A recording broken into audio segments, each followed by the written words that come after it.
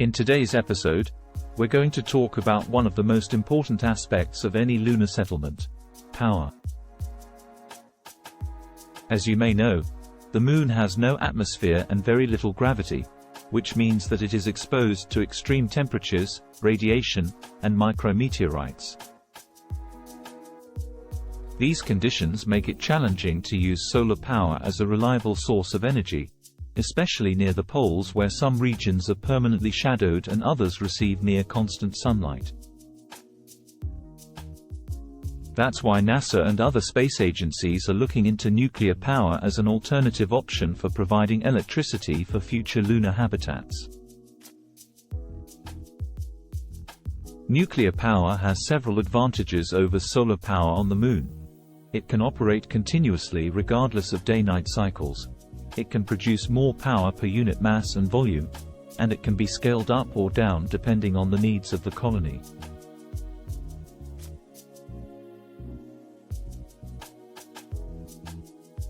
But how do you bring a nuclear reactor to the Moon? And what kind of reactor would you use? Well, there are different types of nuclear reactors that could potentially work on the lunar surface, but they all share some common features. They are compact, lightweight, safe, and easy to operate.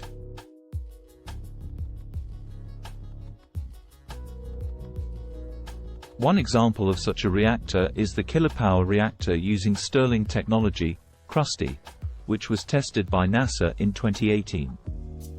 This reactor is based on a small core of enriched uranium about the size of a roll of paper towel encased in a heavy metal sheath. Unlike most nuclear reactors on Earth, which use steam-powered engines, this design relies on a Stirling engine, which uses pistons to convert the heat into energy. This is a much more efficient design for the size. The excess heat could be dissipated through large radiators to cool down the system. In the design, this is the big circular disc above the engine. The whole system is about 1.5 meters tall and weighs about 400 kilograms. It can produce up to 10 kilowatts of electricity, enough to power several lunar habitats or rovers. Another example of a lunar nuclear reactor is the microreactor program developed by Rolls-Royce in collaboration with the UK Space Agency. This reactor is based on a gas-cooled fission reactor that uses helium as a coolant and moderator. The helium circulates through a turbine that generates electricity and also cools down the core.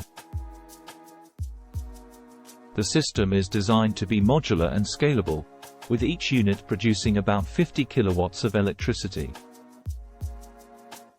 The microreactor program aims to develop technology that will provide the energy needed for humans to live and work on the Moon.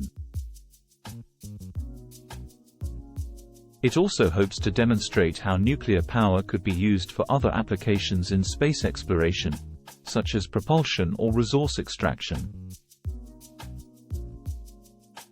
Both CRUSTY and microreactor are examples of fission reactors, which use nuclear chain reactions to split atoms and release energy.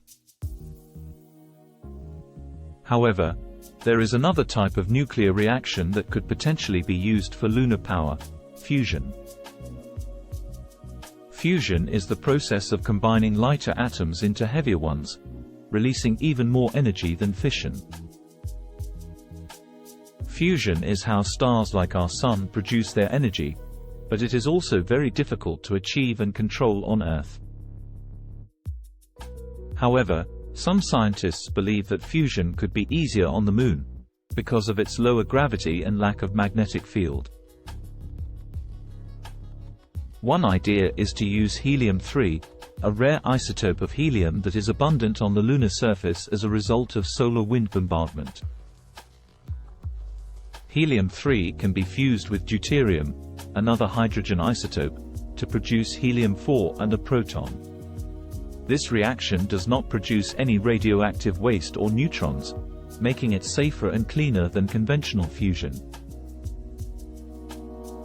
However, there are many challenges and uncertainties involved in using helium-3 fusion for lunar power.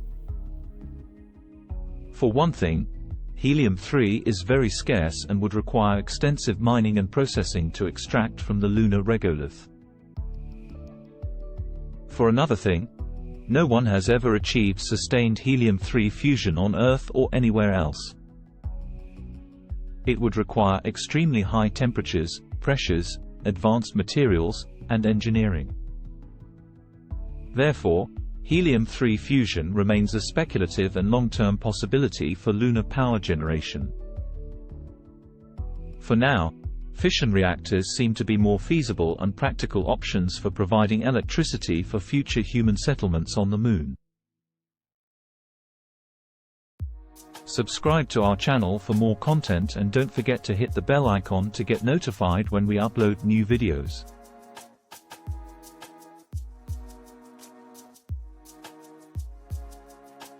If you have any questions or comments, please leave them below and we'll try to answer them in our next video. And if you have any suggestions for topics you'd like us to cover in future episodes, let us know.